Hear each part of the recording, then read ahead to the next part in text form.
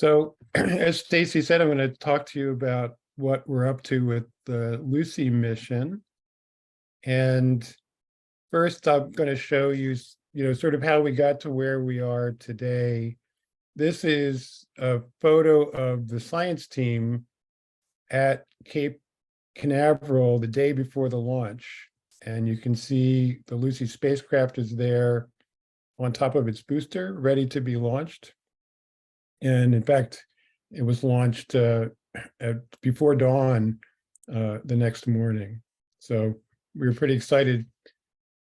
This is a small fraction of the number of people that have worked on this mission. There's probably over 1,000 people that have worked and made all of this happen.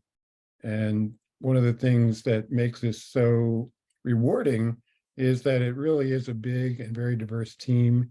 And everybody that we work with is really interesting. So it's a pleasure to get up every morning and go to work on this. So a few things. How did Lucy get its name? A lot of times NASA missions are, sort of anagrams or just made up names, but this is named for the Lucy fossil. And the reason that we decided to do that is because we think that the Lucy fossil was, the Trojan asteroids are remnants of the very earliest part of the solar system that are left over from a beginning that was actually pretty chaotic. When we look at the solar system now, everything looks pretty stable, but it wasn't always like that. And so these lucky survivors are like the fossils that are also the lucky survivors that have survived in the under the ground and then end up being found. And on the lower right, you can see a picture of Donald Johanson, who is the paleoanthropologist who discovered the Lucy fossil, and he's holding a likeness of the skull portion of the fossil in his hand. The story is even more interesting than that. So the way that the Lucy fossil got its name is also unusual. They're normally just given sort of an alphabetical and numerical combination that identifies where and when they were found. And the Lucy fossil has one of those identifications. But in the camp, the night after they found it in Ethiopia, the team was celebrating and they didn't have much in the way of music. They couldn't listen to the radio, but somebody had a tape of the recent released Beatles album. And one of the songs on that is Lucy in the Sky with Diamonds. So somebody in the group suggested that they use Lucy for the name for this fossil, and it stuck. So that's how the Lucy fossil got its name. The Lucy mission got its name by being named after the Lucy fossil. But you can see on the left, we've incorporated both the Lucy fossil and the diamond shape into our mission patch. So we kind of making a nod to both of the elements of the story about how the name Lucy came about. So what are Trojan asteroids? Mostly we think of asteroids as being between Mars and Jupiter. And this is a map of the solar system with the planets from Mercury in brown. They are going around the sun very quickly. And then Venus shown with the white circle, Earth is blue, Mars is red. And then there's kind of a biggish gap until you get to Jupiter, which is the orange dot going around. And the main asteroid belt is in that region between Mars and Jupiter. But that's not all of the small bodies in the solar system. In fact, it's not even the biggest group of small bodies in the solar system. And starting in about 1900, astronomers found more asteroids that were further out, and they had this unusual orbits where they were as far from the sun as Jupiter, but they would stay either ahead of Jupiter or behind it. And it's ahead or behind by an average of about 60 degrees. And in those little clouds, they kind of swarm around, but they always stay there. And they're stable points gravitationally, and this was figured out by a mathematician named Louis Lagrange, and he identified 5 different stable points, and these are the L4 ahead of Jupiter and the L5 behind Jupiter. So these are really interesting regions for that reason, because they're sort of gravitational traps. And at the end of this chaotic phase of the very early solar system, which only lasted maybe 10 or 100 million years out of the 4.5 billion years that the solar system has been around, they were able to trap the things that were there at that time that were being scattered around by this chaotic reordering of the solar system. So they give us a really good reservoir of material that's never been in close to the sun. So it might contain things that the closer asteroids are too hot to still have. So like water ice, ices of other simple molecules like carbon dioxide, and so on. And that makes them sort of interesting tracers of this early history. So that's why we want to go there. No mission has ever visited the Trojan asteroids before Lucy. And we are going to visit 8 different objects in the Trojans over the course of our 12-year mission. So we're really going to change how much we know about these currently never visited groups of asteroids. So to get there, one of the important things about a planetary mission is that you always want to be as efficient as possible. You know, you could just build a giant rocket and go straight there, but that costs lots and lots of money.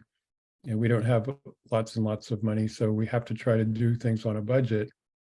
So instead, we take a little bit of a circuitous route to go out there, and it includes flying by the Earth a couple of times to get sort of a gravitational slingshot boost, and then eventually making it out. So this is where the planets were and the asteroids that we're going to visit were the day after, Lucy launched.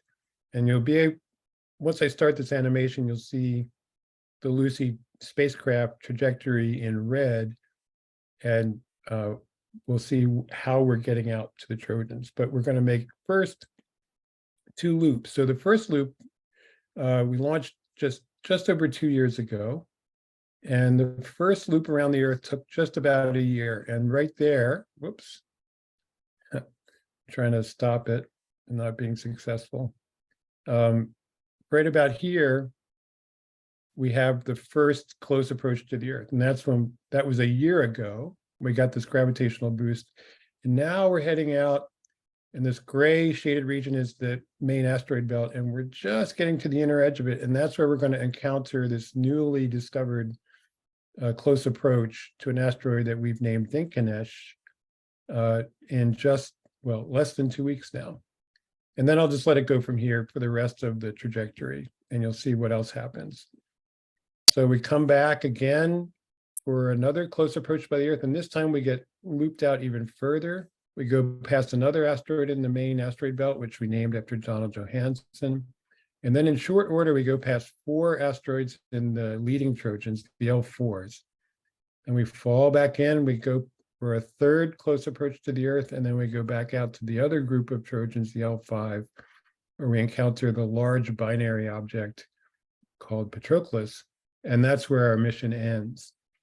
Now, the Lucy spacecraft will continue making this oval orbit probably for millions of years, but and we might be able to extend the mission not for millions of years, but for a few more years at least.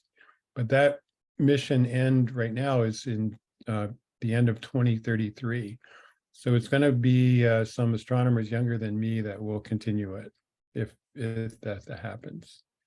All right, well, what are we visiting? These are sort of cartoonish versions of the asteroids that we plan to visit, but it shows you their relative sizes. And it also shows you, we've given some indication of differences in the surfaces that we can see from the ground. And we tend to just characterize that as color. It's a little bit more complicated than that, but a simple way to think about this is Some of these objects are sort of neutral in color or gray, and then others of them are a little bit more reddish. In fact, they're all almost black. They're very, very dark objects. But with the sensitive instruments we have both on ground-based telescopes and on our spacecraft, we can see that they still have characteristics that we would normally see, we would call red if they were bright enough, if our eyes were more sensitive. So we like that we're going to these different kinds of objects because we think that's going to tell us something about them and what makes them different. We don't really currently know that. And you'll see that a couple of them have satellites. So we found, since the mission started, 2 different satellites, one around Euripides, a tiny one, another one that we found more recently around Polymele that's larger relative to Polymele. And then the last pair that we knew about already is the 2 biggest objects orbit each other in what we call a binary object. And what's interesting about this is that in the third sort of asteroid belt, which is outside of Pluto or outside of Neptune, which we call the Kuiper belt, we see a lot of these binary objects. And we think this is how things tend to form. The very earliest objects of this size form in these binary pairs because for the same reason that most stars form as binary stars. The cloud that they're forming out of as it's collapsing, if it's rotating, it has to share that angular momentum and you end up with 2 objects instead of 1. So this makes this guy very interesting because it might provide us a way to understand the link between the things that we see in the Trojans and the things that are much, much further away beyond the orbit of Neptune. One of the fun things that we get to do as astronomers when we find objects is we get to name them. And so the satellite of Euripides that we found, we got to name after Enriqueta Basilio, and her nickname was Keta. That's what everybody knew her by. She was the first woman to light the Olympic torch in 1968. And sadly, she passed away, but her children, we contacted them and they came to the launch and they were very honored, and we're very honored that they allowed us to use her name for this satellite. So that's the name that we gave to that satellite. The other one that we found more recently doesn't have a name yet because the orbit of the object has to be well known before we can name it, and we haven't determined the orbit very well yet. So that will get a name eventually. It has a temporary name now. All right, I'm going to show you some pictures of how we got to launch. This is that big box coming out of the back of the cargo plane there contains the Lucy spacecraft inside. And then on the right-hand side, you can see the Lucy inside the top of the space capsule being lifted up to the top of the rocket at the vehicle assembly building. Here's a video that I'm going to run that shows how we put the spacecraft itself into that capsule we call fairing. So let's see if this runs. Here we go. It's speeded up. And you'll see Lucy spacecraft getting wheeled in from the right-hand side there. There's our spacecraft. They're going to close the fairing around it. You can see in the meantime, somebody's painted the logos on the side. That has to be done by hand. And these people are all wearing clean suits because we do all of this in a clean facility to keep out any possible contamination. It's, as you can see, an operation that requires a lot of people, special facilities. This is down in Florida at a place very close to the launch pads. And here's a video that shows the launch. This was before dawn on October 16th in 2021. I'll just let this run for a minute. 7, I'll be quiet. 6, 5, 4, 3, 2, 1, 0. Liftoff. Atlas V takes flight, sending Lucy to uncover the fossils of our solar system. Power clear.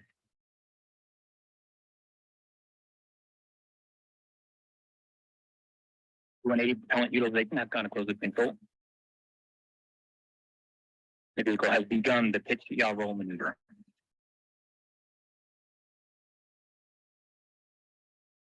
Now, 30 seconds into flight, the vehicle is 0.6 miles in altitude. At 180 performance continues to look good at this time.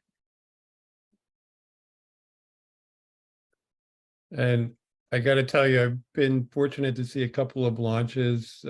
It's really exciting, but this was the most exciting and I think the most beautiful because as it passed through that cloud there at the end and then it came out again, it was just radiant and it was really a great moment. I get goosebumps just thinking about it. So that got us on our way and it was a near perfect launch. We've been extremely lucky with all the times we've fired the spacecraft engines. They've all worked extremely well. So we feel very fortunate about that. Here's just a diagram that shows some of the instruments we have on our spacecraft. They sit on top on a movable platform. We've got a wide field camera. We've got a narrow zoom camera. So probably just like you have on your phones. We have a thermal emission spectrometer, which you can think of as one of those thermometers that you put up to your head, but it doesn't touch you. And it can measure the temperature. We're going to use that to measure the temperature of these objects when we get close. And then we have on the right-hand side an instrument called LRALPH. That's two instruments in one, but it's mainly designed to get color images, both in visible wavelengths and also in the infrared wavelengths where the human eye doesn't see, but the instruments we can build can see things. And that tells us about the compositions of the surface. We also use we track the radio waves to measure small accelerations, and we can use that to measure the mass of the asteroids. So we've got quite a combination of instrumentations that are going to tell us a lot about these objects as we fly by. And even though we fly by really fast and the encounters themselves are only a couple of days and the close encounter is only a couple of hours, we're going to get a lot of data. We're going to learn a lot about these objects, and it's getting very exciting. Can't wait for that to happen. So normally we would have had to wait. Our first asteroid encounter was going to be in April of 2025, and the first Trojan encounter was not until 2027. So still a few years off, but about a year ago, we found this other object, a very tiny asteroid that we're coming very close to. And we decided that it was actually a really good opportunity to test out some of the systems on our spacecraft that we use to keep the spacecraft pointed at the target as we fly by, because it happens so fast, we can't drive it. The spacecraft has to control itself. And we don't want to be pointing off in the wrong direction, because then we would just get an image of dark sky. And this software helps us do that. But you always like to test everything on a spacecraft. And that's what we're going to do. And let's see, I can run this video. So we started tracking Lucy at the beginning of September, or this asteroid we named Dinesh, the beginning of September. And you can see it's moving against the stars over here in the lower pattern, and each dot is a few more days later. And there's just a blow up of the image on the upper left, so you can see what it looks like. It's just a dot in our camera still, and it won't be anything more than a dot until just before we come to closest approach. But we're tracking it. That's something we need to do so we can make sure we're on course.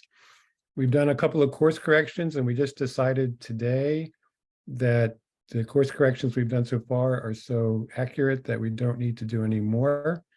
So we are less than 2 weeks away now from the close approach, with not a whole lot left to do, but to just wait anxiously.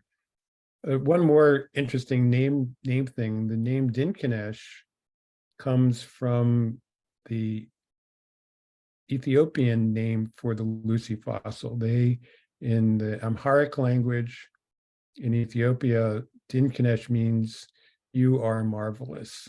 And that's their name for the Lucy fossil. So we thought that was an appropriate name to use for this small asteroid.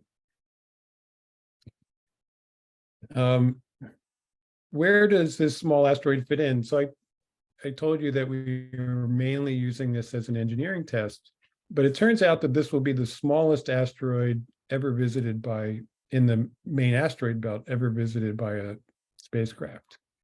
And so you can see it on the top of this split image compared to a few other main belt asteroids that spacecraft have visited, and it's tinier. But compared to near Earth objects like Bennu that we just got a sample back from not long ago, or Didymos, an asteroid that we just flew very close by with the DART spacecraft on its way to a collision with its smaller satellite named Dimorphos.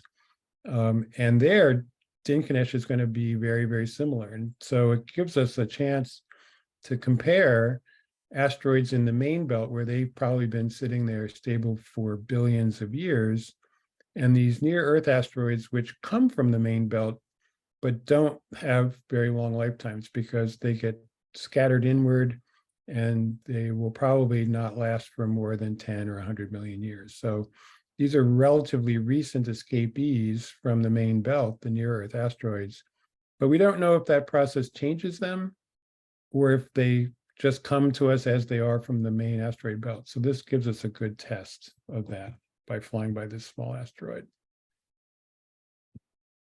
How am I doing on time, Stacy? You're doing well. Okay, I've got a couple more minutes and then we can take some questions. So one of the other fun things that we were able to do with the Lucy spacecraft, some of the other spacecraft that have left the solar system, like the Pioneers and the Voyagers, had plaques on them. And those were intended for, the idea that if, millions and millions of years from now, they might encounter another star or an alien spaceship or something. Probably is not something that would really happen, but the idea is still there. So those both contained messages for beings not from the Earth. But since Lucy's going to stay in the solar system for millions of years, we decided that we should include messages for future Earthlings or Marslings or Moonlings, whoever may be around a million years from now. So we included quotations from noted authors, from the Beatles, from other, sort of influential people, including Carl Sagan, and that is something that we were able to place on the spacecraft.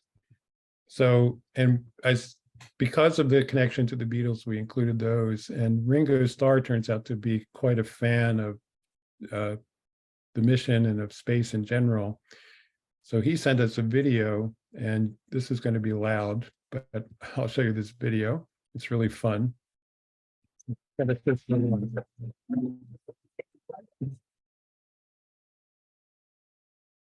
little noisy, but I'm so excited. Lucy is going back in the sky with diamonds. Johnny will love that. Anyway, if you meet anyone up there, Lucy, give them peace and love from me. So that was a lot of fun. And our principal investigator, Hal Levison, got to meet him and present him with a copy of the plaque, which was really a fun thing to do. I'll just end with this, one of the fun things about doing the space projects is, the science is really interesting. The people that you work with are very interesting, but it also connects to so many different parts of our society and culture. And you don't have to be an expert in space to see the beauty or to just have it make you wonder about things. And I hope that I got a little bit of that across with my talk today. And thank you.